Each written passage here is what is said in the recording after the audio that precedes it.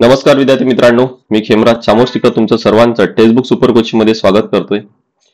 आज बघा आपण डिस्कस काय करणार आहोत तर एमपीएससी आणि यूपीएससीचा जो सिलेबस आहे तो किती सारखा आहे आणि जर सारखा असेल, मोस्ट ऑफ द पार्ट जर सारखा असेल तर मग काय दोघांचाही अभ्यास सोबत करता येईल का आणि का करायचं नाही है ना.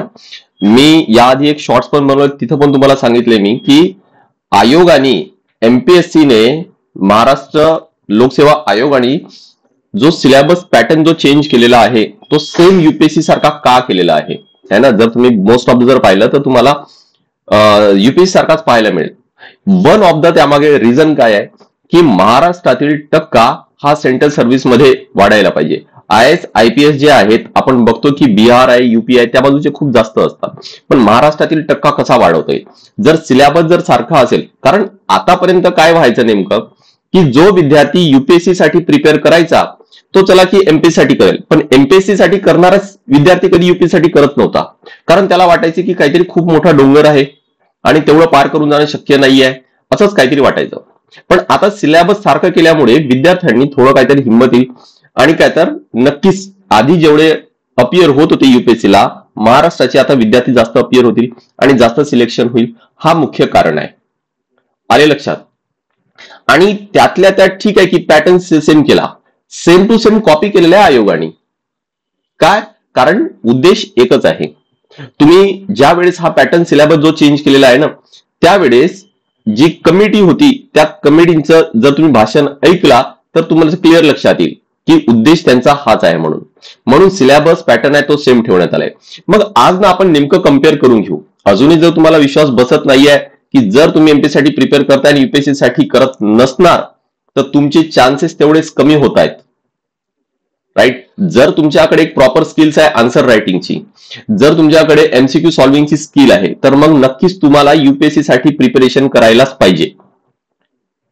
रिझन तुमच्या क्लिअर लक्षात येईल आता की यूपीएससी पेक्षा एमपीएससीचा जो सिलेबस आहे तो थोडासा वास्ट आहे. वास्ट का? कारण आयोगाने तुम्हाला सांगतो मी काय केलंय. यूपीएससीचा जो सिलेबस होता तो सेम कॉपी केलाय एमपीएससी मध्ये आणि फक्त या यूपीएससी मध्ये एक्स्ट्रा भाग टाकलाय तो म्हणजेच काय की महाराष्ट्राच्या संदर्भासह यूपीएससीचा सिलेबस आणि त्या सिलेबस मध्ये महाराष्ट्राच्या संदर्भासह तो बनला काय तर एमपीएससीचा सिलेबस बनलाय. हा असा सिलेबस बनवलाय सेम तेवढ्याच मार्काचा आहे. तर आपण प्रिलिम आणि मेन्स दोन्ही सिलेबस आहे तो कम्पेअर करू, तुमच्या क्लिअर लक्षात येईल. आय होप की तिथून तरी तुमचा विश्वास आहे तो वाढेल. आणि लक्षात ठेवा की आता आपण जी बॅच सुद्धा सुरू केलेली आहे त्याच दृष्टीने सुरू केली आहे की आतापर्यंत जी यशोदय बॅच होती ती तर फक्त एमपीएससी साठी होती. एमपीएससी मध्ये मग राज्यसेवा आहे, कंबाईन आहे, त्या सर्व परीक्षा तुम्हाला देता येत होत्या. पण आता आम्ही सर्व फॅकल्टीज प्रत्येक विषयासाठी जी आपल्याकडे डेडिकेटेड टीम आहे प्रत्येकाने विचार केला की का मग जर आयोग हा विचार करून की महाराष्ट्राचा टक्का वाढायला पाहिजे हा विचार करून जर सिलेबस जर चेंज करताय, पॅटर्न जर चेंज करताय तर मग आपण का नाही करू नये है ना. यामध्ये आपण का योगदान देऊ नये.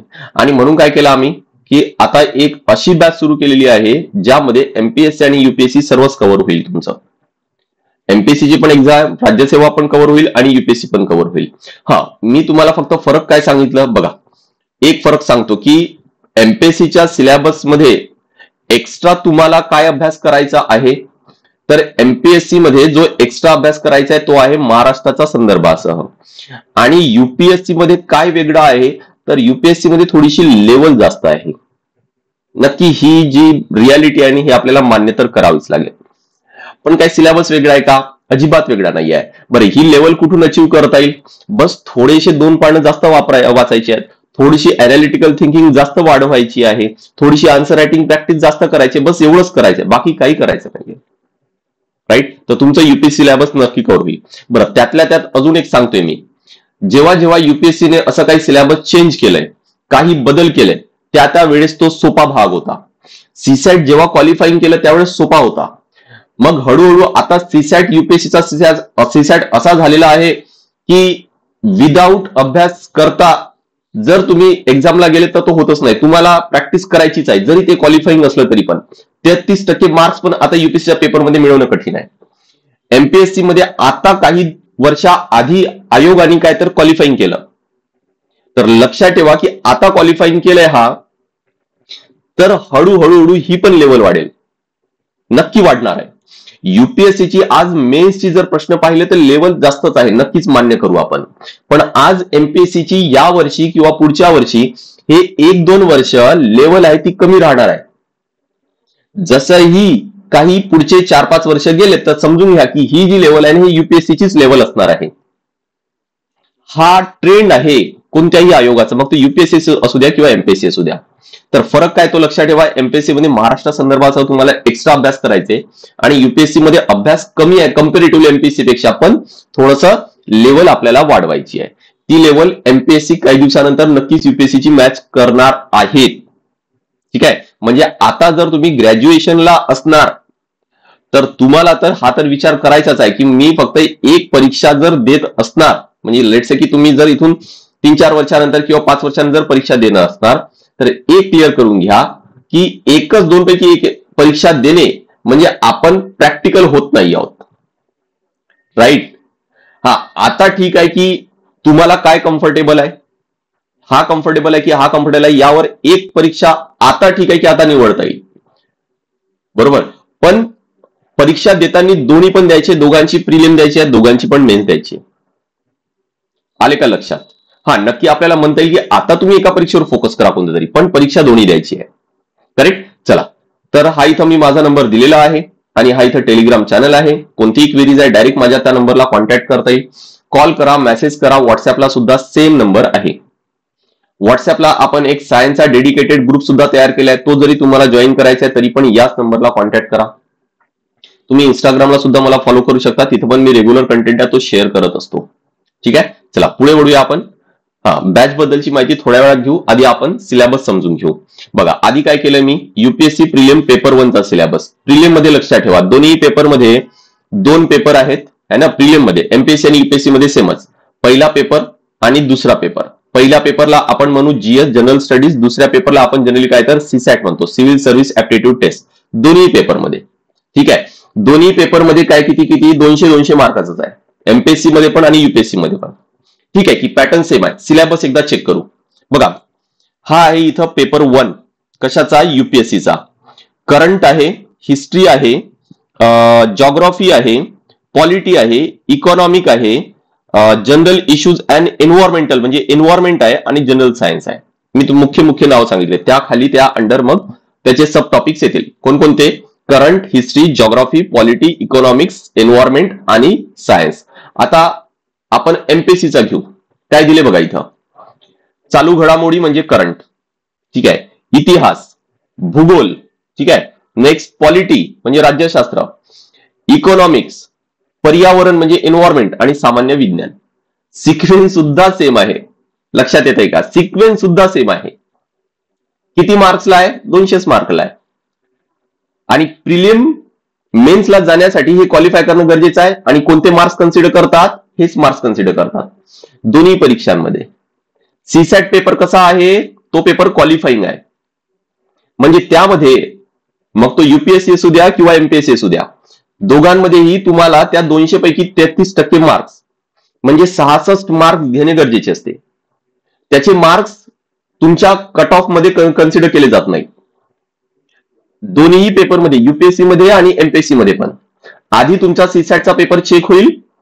या चेक झाल्यानंतर जर तुम्हाला 33% मार्क्स जर मिळत आहेत म्हणजे 66 जर मार्क मिळत आहेत तर तुमचा हा पेपर चेक होणार, पहिला पेपर. जर नाही झाले तर हा पण पेपर चेक होणार नाही, तुम्ही लिस्टच्या बाहेर. मग होणार काय की हा पेपर चेक झाला, पहिला पेपर चेक झाला, जर तो कट ऑफच्या पार जात आहे तर लिस्टमध्ये नाव येणार, म्हणजे तुम्ही मेनसाठी क्वालिफाय झालेत. आले लक्षात. म्हणजे मेनसाठी तुम्ही क्वालिफाय होताय की नाही, तुम्हाला या 200 पैकी खरे मार्क्स घेणं गरजेचं आहे. दुसरा जो पेपर आहे तो फक्त पहिल्या पेपरसाठी क्वालिफाईंग आहे आणि पहिला पेपर मेनसाठी क्वालिफाईंग आहे. ठीक आहे. यावरून कट ऑफ लागणार आहे, तर पेपर 2 त्याला फक्त तुम्हाला 33% मार्क्स घ्यायचे आहेत. आले लक्षात हे. नेक्स्ट आता बघा, प्रिलिमचा पहिला पेपर झाला, दुसरा पेपर पण बघू. हा दुसरा पेपर 200 मार्क्स 2 तास, तो पण 2 तासाचा होता. काय काय आहे, comprehension, interpersonal skill, logical reasoning, decision making, general ability आणि बेसिक न्यूमरसी. लेवल आहे काय, 10व्या वर्गाची लेवल आहे. आता एमपीएससीचं बघा, आकलन, संवाद कौशल्य, तर्कशुद्ध तर्क, निर्णय क्षमता, सर्वसाधारण मानसिक क्षमता, मूळ संख्यता आणि काय तर मराठी आणि इंग्रजी आकलन कौशल्य. म्हणजे असे पॅसेजेस ज्यामध्ये मराठी आणि इंग्रजीच्या आधारावर असतात. आता इथं लक्षात ठेवा की इथं मराठीवाले असणार आहे, इथं जे पॅसेजेस असतील ते कोणते असतील, ते इंग्लिशवाले पॅसेज असतील आणि हिंदीमध्ये ट्रान्सलेट असणार आहे ना. तर इथं फक्त आहे काय की आकलन कौशल्यासाठी काय असणार तर मराठीवाले असतील. बस तेच म्हटलं ना की मराठी आणि महाराष्ट्र हा फक्त हा काय तर एक्स्ट्रा आहे, राईट. इथं पण बघा की 10व्या स्तरावरीलच आहे. हे 6ही पॉइंट्स हे इथं आहेतच, हे इथं 6ही पॉइंट्स आहेत. पण आता महाराष्ट्रात आपण राहतो तर मराठी लँग्वेजची जे कौशल्य आहे ते कुठून येणार आहे, कुठून लक्षात येणार आहे, म्हणून काय तर हा एक्स्ट्रा पॉइंट टाकलाय. तर हा एक फरक आहे असं आपल्याला लक्षात ठेवते. बरं चला, लक्षात नाही राहिलं तरी पण लक्षात काय ठेवायचंय की इथं तर 33% मार्क्स घ्यायचे आणि सध्या अच्छा इथं आपल्याला काय पाहिजे, इथे एमपीएससी पाहिजे होतं आणि सध्या हा पेपर सोपा येतोय का, कारण रिसेंटली याचा पॅटर्न चेंज झालाय. आधी याचे पण मार्क्स कन्सिडर केले जायचे. त्यामुळे काय होणार की जे टेक्निकल बॅकग्राऊंडचे आहेत, जे सायन्स बॅकग्राऊंडचे आहेत, ज्यांचा गणित बुद्धिमत्ता चांगला आहे त्यांना मार्क्स चांगले यायचे. आणि म्हणून आता याचा पण पॅटर्न चेंज केलाय आणि हा आता क्वालिफाईंग केलाय. 33% मार्क्स म्हणजे 66 मार्क्स घ्यायचे आहेत. तुमचा गणित बुद्धिमत्ता चांगला असेल तर हा 2 तास नाही, इथं हा अर्ध्या पाऊण तासात तुमचा पेपर क्लिअर होतो. का, कारण तेवढे 66 मार्क घ्यायचे आहेत. तुम्ही त्यात 100 घ्या, नाही तर 66 घ्या, नाही तर 200 पैकी 200 घ्या, सर्वांना अर्थ सारखाच आहे. तुम्ही एकदा काय तुम्हाला 33% मार्क्स मिळाले बस झालं, मग त्यानंतर पुढे काही चेक केलं येणार नाही की तुम्हाला किती मार्क्स आहेत काय आहेत, डायरेक्ट पेपर 1 वर जाणार. करेक्ट. तर हा होता आता प्रिलिमचा सिलेबस आपण इथं कम्पेअर केला. यामध्ये तुमच्या लक्षात आलं असेल की या सीसॅटच्या पेपरमध्ये तो एक एक्स्ट्रा पॉइंट आहे जो कशासाठी आहे की मराठी लँग्वेजसाठी, राईट. नेक्स्ट आता मेन्सच्या सिलेबसकडे आपण वळू. युपीएससी मेन्स मध्ये बघा किंवा एमपीएससी मध्ये सुद्धा सर्वात आधी सुरुवातीला 2 पेपर असतात. 2 पेपर कोणते, एक इंडियन लँग्वेज आणि काहीतरी इंग्लिश. जर तुम्ही मराठी एमपीएससी मध्ये गेले तर या इंडियन लँग्वेजच्या जागी मराठी लँग्वेज आहे आणि इंग्लिश तसाच आहे. समजताय काय फरक आहे. बरं, तसंही जर आपण युपीएससी देतोय आणि एक इंडियन लँग्वेज आपल्याला निवडायची आहे, कोणती निवडणार, अरे मराठीच निवडू ना. म्हणजे इथं आपण युपीएससी साठी मराठी निवडतोय आणि एमपीएससी मध्ये काय आहे, तिथं पण मराठीचा एक पेपर, इंग्लिशचा एक पेपर, बरोबर. बरं, हे दोन्ही पेपर युपीएससी मध्ये असू द्या किंवा एमपीएससी मध्ये असू द्या, कसं आहे परत हे पण क्वालिफाईंग आहे. किती आहे, क्वालिफाईंग आहे. 300 मार्क्स असेल आणि यापैकी 25% घ्यायचे आहेत, म्हणजे 75 मार्क्स आपल्याला इथे मिळवायचे. जसा प्रिलिम मध्ये सीसॅटचा पेपर हा क्वालिफाईंग होता, सिमिलरली यामध्ये हा हे जे 2 पेपर आहेत हे क्वालिफाईंग आहे. आता यामध्ये पॅटर्न काय आहे, काय काय पॉइंट्स विचारले जातात, तर इंग्लिशच्या पेपरमध्ये हे विचारले जातात 4 पॉइंट्स. कॉम्प्रेशन आहे, प्रेसी रायटिंग आहे, युसेज अँड वोकॅब्युलरी आहे, शॉर्ट एसे आहे. आणि जो लँग्वेज आपण निवडणार आणि नक्कीच मराठी निवडू तर त्यामध्ये कॉम्प्रेशन आहे, प्रेसी रायटिंग आहे, युसेज अँड वोकॅब्युलरी आहे, शॉर्ट एसे आहे.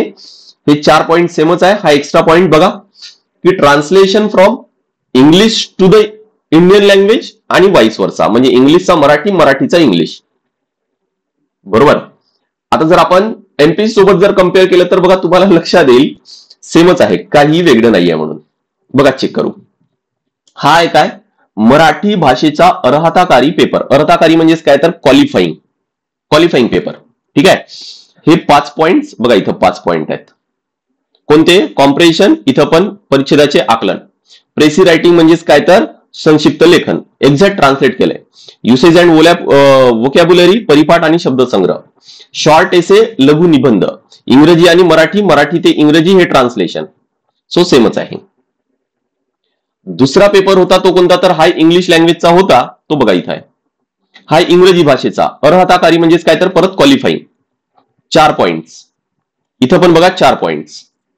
Compression, precis writing, usage vocabulary आणि शॉर्ट एसे. इथं पण हे तेच 4 पॉइंट्स आहेत. कॉम्प्रेशन म्हणजे परिच्छेद, संक्षिप्त लेखन म्हणजे प्रेसी रायटिंग, परिपाठ आणि शब्दसंग्रह म्हणजेच वोकॅब्युलरी आणि युसेज, आणि लघु निबंध काय तर शॉर्ट एसे. सो सेमच आहे. परत हे पण काय म्हटलं मी की 300 गुण. तिथं पण मी तुम्हाला सांगितलं की 300 गुण आहे. क्वालिफाईंग साठी किती पाहिजे? 25% म्हणजे 75. इथं सुद्धा किती? 300 गुण. हे आयोगाने का सेम केले तुमच्या लक्षात येत असेल. मी सुरुवातीला सांगितलं की महाराष्ट्राचा टक्का आहे तो वाढायला पाहिजे, तोच मुख्य कारण आहे. म्हणजे बघा ना की इथं तुमची किती जो रिपीटेड वर्क आहे तो कमी होतोय. अभ्यास एकदाच करायचे, बॅच एकदाच लावायची आहे ना, अभ्यास एकदाच, बॅच एकदाच, मग पेपर का एकदाच द्यायचं, दोन्ही का नाही द्यायचे? लक्षात येते? सेमच आहे ना. बरं, युपीएससीचा पेपर तो तुम्हाला मराठीत लिहिताच येतो, काही विषय नाहीच आहे. एमपीएससीचा तोही मराठीत लिहिता येतोच, बरोबर ना. नेक्स्ट, आता हे जे 2 पेपर होते हे काय झाले? हे झाले क्वालिफाईंग. पण या पुढचे जे पेपर्स आहेत त्यांचे मार्क्स आहेत ते काउंट केले जातात.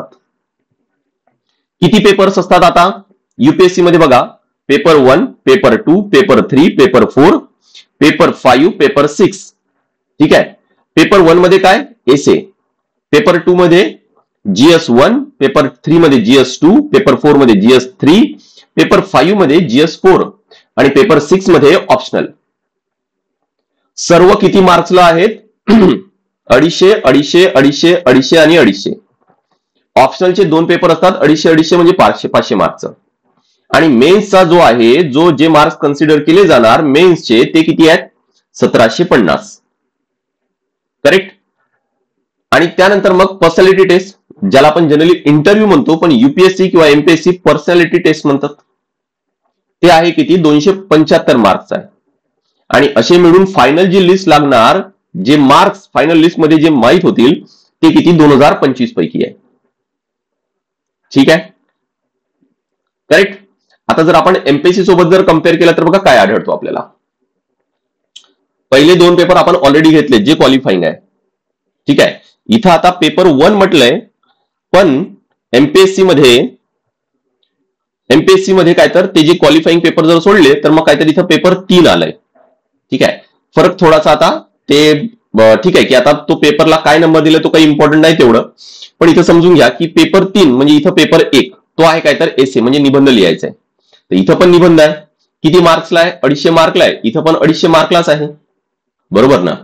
पेपर जो जीएस 1 चा पेपर आहे, आता याकडे लक्ष द्या. जीएस 1, जीएस 2, जीएस 3 आणि जीएस 4. जीएस 1 मध्ये काय आहे? Indian heritage, culture, history, geography of the world and society. Simple आपण याला असं लक्षात ठेवू, तुम्ही कंप्लीट जर नवीन विद्यार्थी असणार तर हिस्ट्री अँड जिओग्राफी.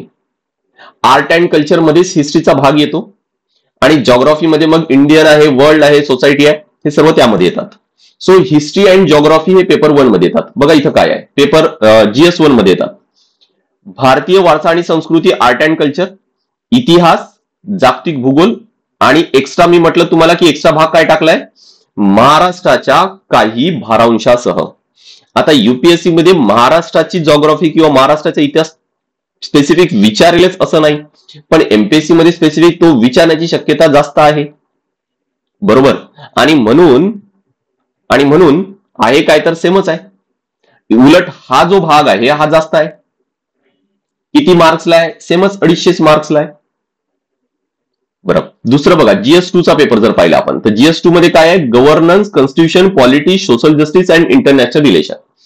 सिंपल याला अगदी तुम्ही नवीन विद्यार्थी असेल तर 2 शब्दात लक्षात ठेवू. पॉलिटी त्याचे छोटे छोटे ते घटक आहेत आणि दुसरं काय तर इंटरनॅशनल रिलेशन, ज्याला आयआर म्हणतात. Polity and international relation. बघा इथं प्रशासन, संविधान, राज्यशास्त्र, सामाजिक न्याय, आंतरराष्ट्रीय संबंध. आता हा भाग एवढा पॉलिटीचा समजू आपण आणि काय तर इंटरनॅशनल रिलेशन, आंतरराष्ट्रीय संबंध. परत इथं एक्स्ट्रा भाग काय टाकलाय? महाराष्ट्राच्या काही भारांशाचं, म्हणजे एक्स्ट्रा महाराष्ट्राचं आपल्याला माहिती असायला पाहिजे, बरोबर. किती मार्क्सला? परत 250 मार्क्सलाच. बरं, जीएस 3 चा पेपर बघा. जीएस 3 मध्ये काय? Technology, economic development, biodiversity, environment, security, disaster and management. Simple काही सोप्या शब्दात लक्षात ठेवू. टेक्नॉलॉजी आहे म्हणजे तंत्रज्ञान आहे, त्यानंतर एन्व्हायरमेंट आहे असं लक्षात ठेवू, इकॉनॉमिक आहे आणि सिक्युरिटी अँड डिझास्टर मॅनेजमेंट आहे. 4 आपण नावं लक्षात ठेवू. Technology, economics, environment, security and disaster management. आता बघा इथं जीएस 3 मध्ये तंत्रज्ञान म्हणजे टेक्नॉलॉजी, आर्थिक विकास म्हणजेच इकॉनॉमिक, जैवविविधता, पर्यावरण म्हणजेच काय तर एन्व्हायरमेंट, सुरक्षा आणि आपत्ती व्यवस्थापन म्हणजे सिक्युरिटी अँड डिझास्टर मॅनेजमेंट सेमच आहे. परत इथं पण एक्स्ट्रा काय टाकलंय, महाराष्ट्राच्या काही भारांश असं. करेक्ट. नेक्स्ट GS4 मध्ये बघा एथिक्स, इंटेग्रिटी आणि ऍप्टिट्यूड. इथं पण बघा त्याला मराठीमध्ये ट्रान्सलेट केलं नीतिशास्त्र, सचोटी आणि अभियोग्यता. Correct. So GS1, GS2, GS3, GS4 अडीचशे मार्कचा. फक्त काय की त्या पहिल्या 3 पेपरमध्ये GS1 to 3 मध्ये एक्स्ट्रा महाराष्ट्राचं इनपुट्स आपल्याला देणं गरजेचं आहे किंवा त्याचा आपल्याला एक्स्ट्रा अभ्यास करावा लागेल. हे GSचे 4 पेपर झाल्यानंतर मग आहे काय तर ऑप्शनल येतो आणि ऑप्शनलचे 2 पेपर असतात 250 मार्कचे. टोटल होणार किती तर 500 मार्कचं. इथं पण सेमच आहे. बरं, जो ऑप्शनल तुम्ही एमपीएससी मध्ये निवडणार तोच युपीएससी मध्ये पण निवडता येतो. कारण 2 पेपरचा कशाला वेगळा अभ्यास करायचा ना, 2 वेगळ्या सब्जेक्टचा एकच करायचंय. जे ऑप्शनल तिकडे आहे तेच ऑप्शनल इथं पण आहेत.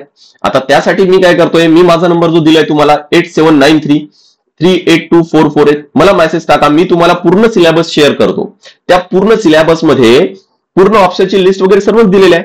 हे प्रत्येक पेपर मी इथं स्क्रीनशॉट काढलेत, पण ह्या प्रत्येक पेपरमध्ये डिटेल सिलेबस दिले. एक एक पेज, एक एक टॉपिक, एक एक सब्जेक्ट बद्दल दिलंय, एक एक जीएसचा भागाबद्दल दिलंय. युपीएससीचा पण आणि एमपीएससीचा पण तुम्ही कम्पेअर करून पहा, डिटेल कम्पेअर करा, तुमच्या क्लिअर लक्षात येईल.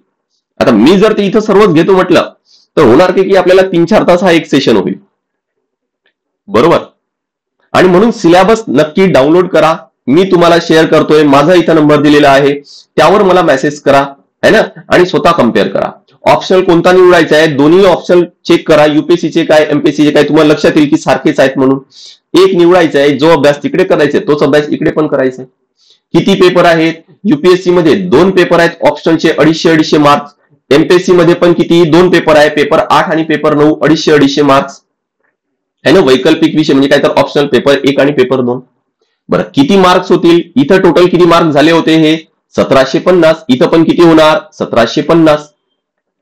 तिथं इंटरव्ह्यू किती मार्क्सचा होता 275चा होता. इथं पण किती 275. टोटल किती होणार 2025. करेक्ट. सो काय लक्षात येत आहे, थोडक्यात जर सांगायचं म्हटलं तर मी फक्त एवढंच म्हणणार की एमपीएससी आणि युपीएससीचा सिलेबस ऑलमोस्ट सिमिलर आहे. 90% तरी तुम्हाला सिलेबस सारखा पाहायला मिळतो. बरोबर. पण फक्त सिलेबसने होतो का, फक्त सिलेबसने होत नाही है ना. अदरवाईज विचार करा की पॉलिटी युपीएससी पासून सरळ सेवा पोलीस भरतीपर्यंत सर्व एक्झाम मध्ये आपल्याला पॉलिटी अभ्यास करायचे. इतिहास सर्व एक्झाम मध्ये. मग काय सर्वांसारखंच आहे का, नाही आहे. 2 मुद्दे अजून येतात. एक आहे की सब्जेक्ट कोणकोणते आहेत, ठीक आहे. दुसरे येतात की त्यांना प्रत्येक त्या सब्जेक्टला मार्क्स किती आहेत, आणि तिसरे येतात की त्या प्रत्येक सब्जेक्टची लेवल किती आहे. आता सब्जेक्ट तर आपण म्हणू की एमपीएससी आणि युपीएससी मध्ये सारखंच आहे. आपण हे पण म्हणू की मार्क्स पण सारखे आहेत. प्रश्न आहे कुठं की लेवलमध्ये. थोडीशी युपीएससीची लेवल जास्त आहे, एमपीएससीची थोडीशी लेवल कमी असणार, पण पुढच्या 2-3 अटेम्प्ट नंतर ही लेवल सारखी होण्याची शक्यता आहे. चला, आता आपण म्हणू की लेवल कमी आहे, पण विषय आहे काय, इथं महाराष्ट्राचा एक्स्ट्रा अभ्यास करायचे, जो अभ्यास युपीएससी मध्ये करायचा नाही आहे है ना. लक्षात आलंय, क्लिअर झालंय सर्वांना. कम्पेअर करायचं आहे डिटेल सिलेबस. आणि बघा की कोणती स्पर्धा परीक्षा असेल, पहिला टप्पा आहे तो सिलेबसचा आहे. शक्य झाल्यास 1 आठवडा फक्त सिलेबसला द्या. दोन्ही प्रिंटआउट काढून ठेवा. अख्ख्या भिंतीवर तुम्ही जिथं अभ्यास करताय, विचार केलंच आहे आता की आता अभ्यास करायचा आहे, तर जिथं तुम्ही अभ्यास करता तिथं समोर दोन्ही सिलेबस चिपकून ठेवा. तोंडपाठ असायला पाहिजे. अख्ख्या सिलेबस मध्ये तुम्हाला काही एखादी भाग पाठ नाही केला तरी पण चालेल, पण सिलेबस असा भाग आहे अगदी तुम्हाला तोंडपाठ असायला पाहिजे की कोणत्या पेपरमध्ये काय आहे, शब्द न शब्द पाठ असायला पाहिजे. आणि प्रिंट कोणती काढायची, कोणती रॅन्डम कुठल्या तरी एखाद्या वेबसाईटवरून, अकॅडमीच्या वेबसाईटवरून ते काढण्यापेक्षा तुम्हाला बेस्ट सांगतोय की जे आयोगाची आहे तेच काढायचे. बरोबर, ज्यामध्ये काही मॉडिफिकेशन राहणार नाही. आयोगाची लँग्वेज काय आहे, आयोगाला काय पाहिजे, त्यामध्ये त्या नोटिफिकेशन मध्ये एक्स्ट्रा बरेच काही पॉइंट्स पण लिहिलेले असतात. ते सर्व तुम्हाला तुमच्या वाचण्यात जातात. ती प्रिंट काढायची आहे. आले लक्षात. चला, तर माझा नंबर मी इथं शेअर केलेला आहे. कोणतेही क्वेरीज आहेत, जसं मी म्हटलं की इव्हन तुम्हाला सिलेबसची मग स्ट्रॅटेजी जरी असेल तरी पण डायरेक्ट कॉन्टॅक्ट करा. माझा जो विषय आहे तो आहे काय तर सायन्स आणि टेक्नॉलॉजी. आता टेक्नॉलॉजी कोणत्यामध्ये येतो हा बघा इथं तंत्रज्ञान, त्यासोबत जनरल सायन्स आपल्या प्रिलिमला पण आहे. करेक्ट. तर सायन्स रिलेटेड कोणते क्वेरीज आहेत तरी पण मला कॉन्टॅक्ट करता येईल. दुसरा आहे की जर बॅच जर तुम्हाला जॉईन करायची, आता मी तुम्हाला तेच म्हटलंय की एमपीएससी आणि युपीएससी हा अभ्यास सोबत करता येतो. तर मग आतापर्यंत आपण जी यशोदे बॅच घेत होतो ज्यामध्ये फक्त एमपीएससी फोकस करत होतो, त्यामध्ये आता आपण युपीएससी पण कव्हर करणार आहोतच. म्हणजे अभ्यास आता आपला असेल युपीएससी लेवलचा, तिथून एमपीएससी तर सहज होईलच है ना, कारण युपीएससी लेवल जास्त आहे तर त्या लेवलचा आपण अभ्यास करायचा, एमपीएससी सहज होईलच आपलं. करेक्ट. बरं, या बॅच मध्ये लक्षात ठेवा की आता अर्ली बर्ड ऑफर सुरू आहे. आजची 11 तारीख, उद्याची 12 तारीख. तर 12 तारखेला रात्री 12 वाजेपर्यंत तुम्हाला यावर ऑफर मिळत आहे. फार कमी किमतीमध्ये ऍडमिशन तुमची होणार. लक्षात ठेवा की एमपीएससी सोबत युपीएससी तर ऍड केले. आता दुसरं आहे काय की तुम्हाला बेसिक साठी एनसीईआरटी बॅच इथं फ्री ऑफ कॉस्ट मिळेल.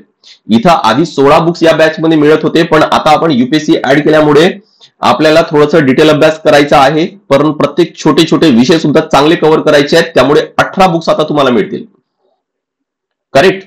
नेक्स्ट आहे पर्सनल मेंटरशिप तुम्हाला इथं मिळेल. आणि त्यानंतर ही एकमेव बॅच अशी आहे ज्यामध्ये लाईफ टाइम साठी सबस्क्रिप्शन तुम्हाला मिळेल. तुमचं सिलेक्शन होतपर्यंत तुम्हाला बॅचेस पाहता येईल. कारण होतं काय की या वर्षी मी काहीतरी शिकवतो, पण पुढच्या बॅच मध्ये मी काहीतरी अपडेट करून शिकवतो ना, ते पण तुम्हाला मिळेल. ही एकमेव बॅच तशी आहे. लवकरात लवकर डिसिजन घ्या, माझ्या या नंबरला कॉन्टॅक्ट करा. भरपूर डिस्काउंट मिळेल. डिस्काउंट किती आहे आणि ईएमआय किती येत आहे ही सर्वच माहिती तुम्हाला मी कॉलिंगवर कॉल करा किंवा व्हॉट्सअपला सुद्धा सेम नंबर आहे, तिथं पण तुम्हाला कॉन्टॅक्ट करता येईल. बरं, त्यातल्या त्यात एक लक्षात ठेवा की टेलिग्राम चॅनल नक्की जॉईन करायचा आहे. हा वर दिलेला आहे खेमराज सर _टेक्स्टबुक, हा आहे काय तर हा टेलिग्राम आहे. व्हॉट्सअप ग्रुप जॉईन करायचे तर मला मेसेज करा की मला ग्रुप जॉईन करायचे म्हणून. आणि इंस्टाग्रामला आपण गेलेत खेमराज चामोर्शीकर सर्च करा, तिथं पण माझा अकाउंट मिळेल. तिथं पण मी आता रेग्युलर कंटेंट आहे तो शेअर करत असतो. All clear. या बॅचची माहिती सोबत जर तुमचं फक्त ठीक आहे की एमपीएससी आणि युपीएससी नाही आहे, पण जर तुमचं कंबाईन टार्गेट आहे तर कंबाईन साठी आपली डिटेल एक फुल लेंथ बॅच आहे. प्री आणि मेन सर्व यामध्ये कव्हर होईल. त्या बॅचचे वैशिष्ट्य तुम्हाला स्क्रीनवर दिसत आहे. इथं पण डिस्काउंट आणि ईएमआय फॅसिलिटी मिळेलच. आणि जर या वर्षीची एक्झाम जर तुम्ही देता कंबाईनची तर क्रॅश कोर्स सुद्धा आहे आपल्याकडे. आता पहिली प्रायोरिटी कोणती एक्झाम असेल तर आपली पहिली प्रायोरिटी पीवायक्यू लाच असायला पाहिजे. तर सर्व पीवायक्यू, त्या आधारित कॉन्सेप्ट आणि शक्य झाल्यास त्यावर आधारित अजून काही एमसीक्यू असे सर्व आपण इथं कव्हर करू. बॅचची फीस तुम्हाला 1499 दिसत आहे, पण त्यावर परत कमी होईल. त्यासाठी मला या नंबरला मेसेज करायचा आहे. मी तुम्हाला लिंक शेअर करतो, लिंकवर क्लिक करा, डिस्काउंट मिळेल. All clear. चला तर नेक्स्ट सेशनला भेटूया आपण. सो सिलेबस एकदा डाउनलोड करायची, त्याची प्रिंट काढायची आहे, तो चांगला अभ्यास करायचा आहे. रोज रोज रोज रोज वाचा. शक्य झाल्यास आठवडाभर द्या. आठवडाभर कोणताही अभ्यास नाही केला तरी पण चालेल, पण सिलेबस ची माहिती आपल्याला चांगली असणे गरजेचं आहे. Yes. So this is all from my side. Thank you very much.